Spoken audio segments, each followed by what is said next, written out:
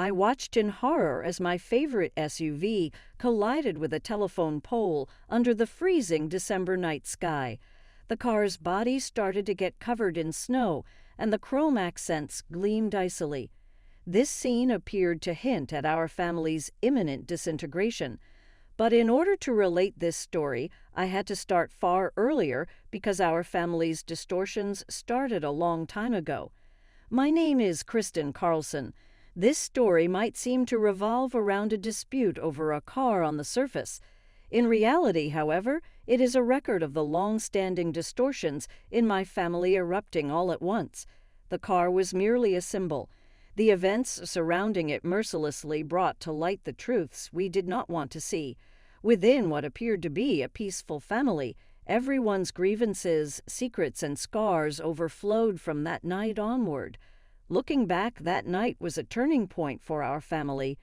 In my family, there was an unspoken but recognized hierarchy, and at its pinnacle stood my brother Jonathan. From birth, Jonathan received all our parents' affection. His arrival was a miracle for my parents, who had struggled with infertility.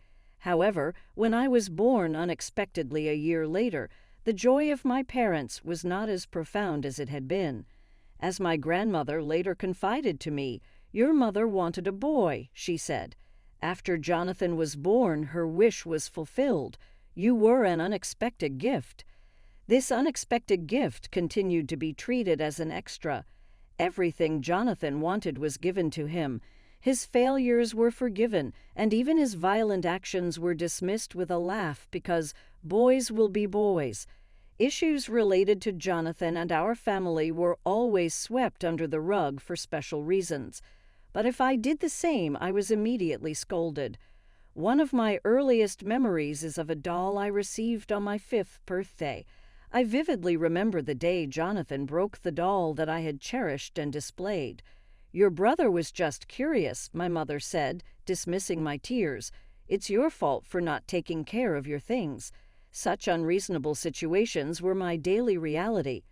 My possessions were also Jonathan's. My books, my toys, my time. All were taken away under the pretext of being for my brother's sake. Yet, as a child, I wanted to believe that my family loved me. Otherwise, the daily reality was simply too sad. Even at school, I could not escape Jonathan's influence. He was athletic and popular, while I was a quiet student who often spent time in the library. I felt as if I had no place anywhere, but the quiet library was my sanctuary. However, I always maintained top grades. Perhaps that was a desperate attempt to be recognized. I hoped that by being special in some way, my family would finally see me. "Kristen, why can't you be like your brother?" My father often said, "Jonathan is proactive. Everyone likes him." But his words trailed off, but the meaning was clear. No matter how hard I tried, Jonathan's shadow never faded. Our parents treated such situations as if they were the norm. "Because he's your brother, because we're family," they would say, constantly suppressing my feelings. It was considered the norm in our family, and nobody questioned it. No matter how much I internally resisted, the atmosphere that did not allow me to raise my voice was ever present. Gradually, I realized that in this family I was just existing. On my 18th birthday, I left home carrying only a small bag. I left the house before dawn, and strangely, I felt a sense of relief. When I gently closed the door of the house, I felt as if I had been released from the overwhelming pressure that had crushed me. I didn't look back, only walked forward. From somewhere in the distance, the sound of birds chirping could be heard, and as the faint light began to illuminate the sky, a realization quietly surged within me. I was starting a new life. The one who welcomed me was my paternal Uncle Douglas. I had vague memories of meeting him when I was young, but since then, there had been little interaction. Nonetheless, as a former police officer, he had long been concerned about my family's situation. This goes back to the time when my family visited Uncle Douglas's house when I was a child. By chance, Uncle Douglas overheard my parents praising Jonathan while dismissing me. "Christine is a bit too introverted, isn't she? "Can't she be more outgoing like Jonathan?" my father said, to which my mother laughed and replied, "Well, she's a girl, so maybe that can't be helped." Although Uncle Douglas didn't pursue the matter deeply at the time, he occasionally checked on me afterward. Sometimes he would call and ask, "Is Christine all right?" But my parents would lightly dismiss it, saying, "Oh, she's all fine." His concern turned into conviction when I appeared on the list of top students published by my middle school. Uncle Douglas happened to see it and wanted to praise my efforts, but he was faced with my parents' cold response. When he contacted them, they said, "Kristen's grades are good, but more importantly, Jonathan is doing well in his new sports team," changing the subject. At that moment, Uncle Douglas realized how I was being treated within the family.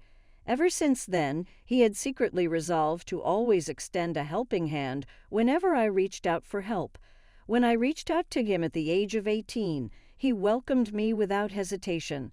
His home was filled with a calm atmosphere I had never experienced before. The walls were adorned with photographs he had taken during his active days, and the bookshelves were lined with police-related books and magazines about his hobby, fishing. Everything seemed to reflect his personality, and each detail felt fresh to me. "Here you can be yourself," Uncle Douglas told me, providing me with a small room. Though modest, the room was furnished with warm wooden furniture and soft curtains, creating a comforting space. That night, I cried tears of joy for having my own space for the first time. I buried my head in the pillow, unable to contain the emotions I had been holding back. Uncle Douglas gave me his SUV, which he had used during his time as a police officer.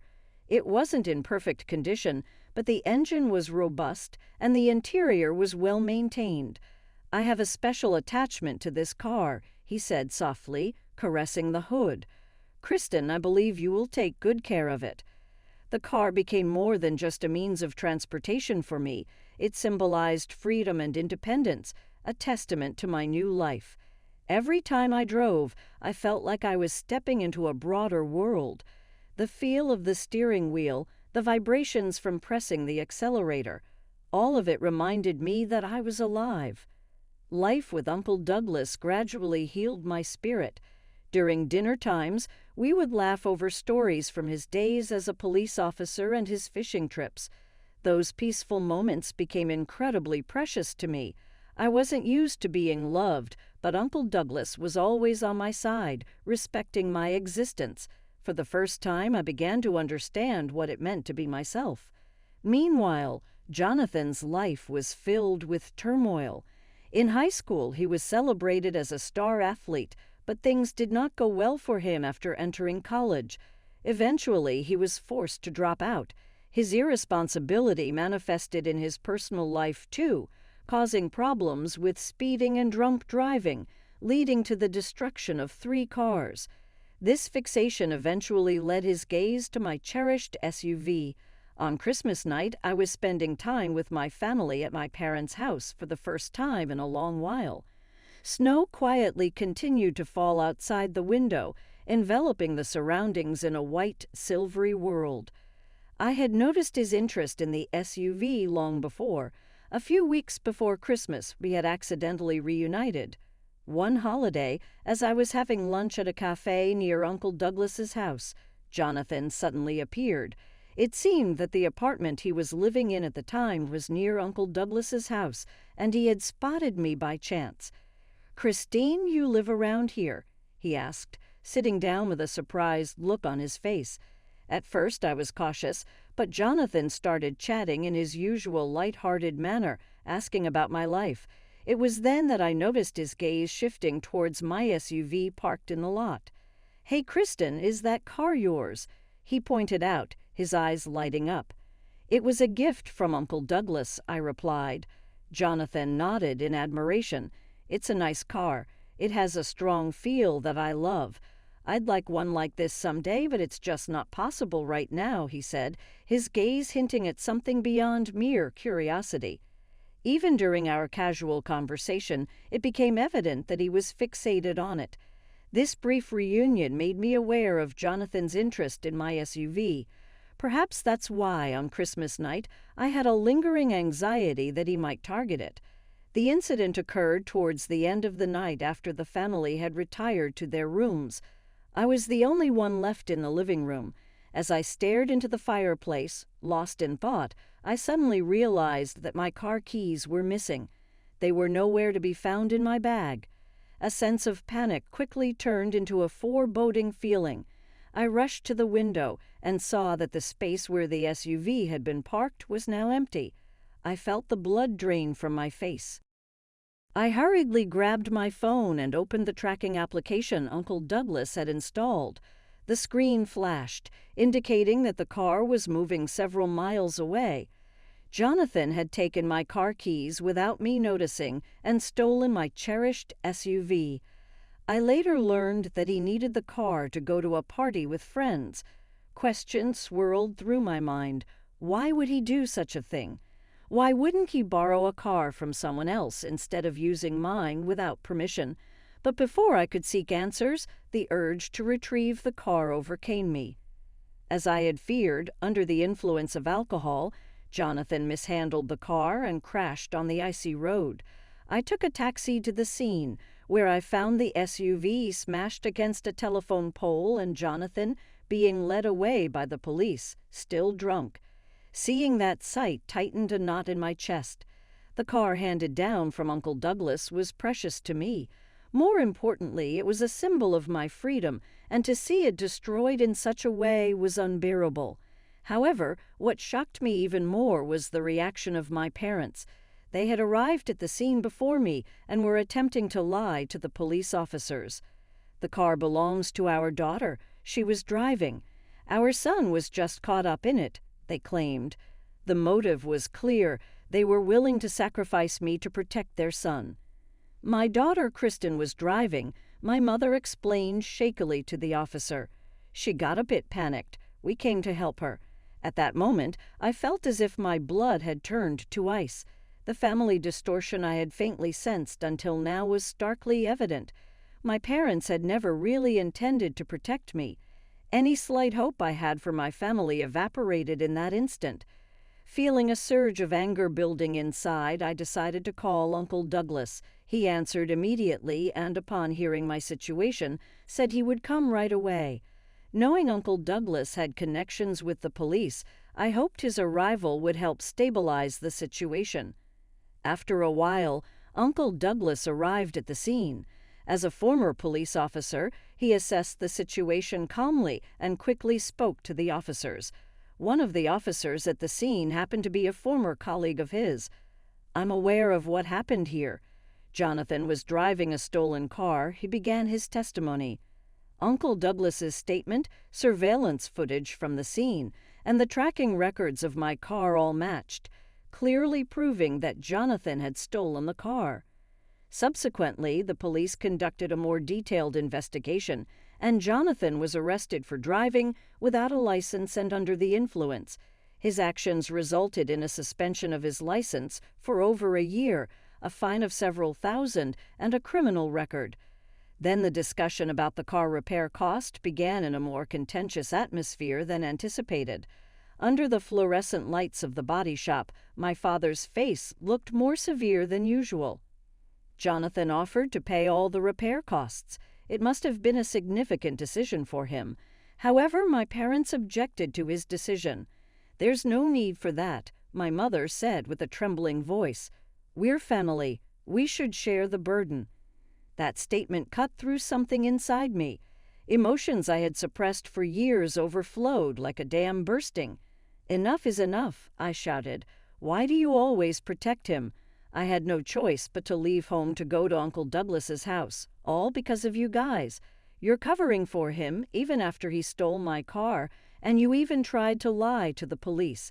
And now, when he's finally trying to take responsibility, you're still interfering. What's family about this?" The shop fell silent. At that moment, a customer waiting for repairs muttered under his breath, "Oh my goodness, typical parents who hinder their child's growth." That comment snapped my father's restraint. He attacked the stranger, later identified as Michael Pfizer, with unchecked aggression. My father's fists mercilessly struck Michael's face, slamming him against the wall. I was frozen with fear. The violent tendencies my father had shown at home were now exposed to the outside world. As the staff called the police, my father, in a panic, left my mother behind and fled. After being detained for several weeks, he was released. During his detention, he was ordered to undergo a mandatory anger management program, including cognitive behavioral therapy and group therapy. It definitely changed his condition. Meanwhile, Jonathan also paid a heavy price. He faced a criminal record, paid hefty fines, and received a suspension of his driver's license for over a year. This series of experiences seemed to have a significant impact on him. He became like a different person, actively trying to mend our relationship. He reached out almost weekly, deeply reflecting on his past actions and repeatedly apologizing. However, his relationship with our father did not improve. Instead, the distance between them only grew. In particular, their shared criminal records seemed to push them further apart. The most shocking change was my mother's transformation. After the arrests of my brother and father, she became like a different person. Her attitude toward me became cold, and her anger intensified. She started to blame everything on me, and her words were piercing. "If you had just lent him the car from the beginning, none of this would have happened. Kristen, you destroyed our family. Are you satisfied with ruining our reputation?" Each of these accusations deeply wounded me. Finally, I decided to completely cut off my relationship with her. I no longer wanted to accept her hurtful words. My feelings for my mother cooled, and I crossed a line that could never be undone. My grandparents, who had heard the whole story from Uncle Douglas, reacted in a way no one expected. They made the severe decision to disinherit my parents. Those who should protect the family but instead break it do not deserve our trust or our estate, my grandfather stated, deeply hurting my parents' hearts. This decision fundamentally changed my parents' lives. Without the inheritance from my grandparents, my parents lost the financial comfort they had taken for granted. They had relied on the anticipated wealth and assets to sustain their lavish lifestyle.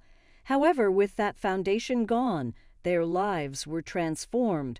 They were forced to give up their luxuries and adapt to a more modest lifestyle. Thus, my parents began to harshly feel the consequences of their past actions. Later, when my grandparents approached me about the inheritance, I took my time to consider it. Since money was one of the factors that broke my family, I wanted to thoroughly assess how I would live my future. Jonathan and I now meet once a month, and knowing that he is sincerely working on his rehabilitation, I can see his growth. He participates in an alcohol dependency treatment program and has found stable employment. Seeing him commute by bicycle is unimaginable from his once arrogant demeanor. Unashamed of my past self, he admits accepting his mistakes and trying to move forward. Our relationship is slowly rebuilding at a gentle pace. Meanwhile, my father has also started to confront his emotions. He actively participates in anger management sessions, delving into the roots of his violent tendencies. Gradually, he reflects on his past actions and shows signs of remorse. However, my relationship with my mother remains frozen. Sometimes I feel a desire to mend our relationship, but each time her words echo in my mind, and I choose to keep my distance. The scars from the past are not easily healed. Facing financial difficulties, my parents have had to significantly revise their previous lifestyle. My mother started a part-time job, and my father now takes extra shifts on weekends to supplement their income. It's painful to see them struggle, but at the same time, this experience seems to be teaching them humility. While keeping my distance, I continue to observe their changes. My mother has sent me emails apologizing, but I have not yet replied, nor am I in a hurry to do so. My father completed his anger management program and now participates in community volunteer activities on weekends. This was recommended by his counselor as a way to control his anger. His help in coaching sports for young people has completely erased his previously intimidating demeanor. His expression now shows a certain calmness and sense of responsibility, making him seem like a different person from before. The settlement with Mr. Pfizer, who was a victim of my father's violence, has also been resolved. My parents continue to pay compensation, which has become a significant financial burden, but it seems to be a necessary atonement. While their efforts to fulfill their past responsibilities are commendable, regaining trust is not something that can happen immediately. The bonds of family can sometimes be a strong force that unites us, but they can also be chains that bind us. However, I have learned that having the courage to break those chains can pave the way for a new future. Uncle Douglas taught me that people can change, but the process of changing is not always comfortable. It can be painful and often requires significant sacrifices. Knowing this, I want to live my life, not to meet someone else's expectations, but for myself. I don't know what the landscape will look like this time next year. Nevertheless, as I gaze at the sea enveloped in snow, I quietly resolve not to be bound by the past and to move forward at my own pace.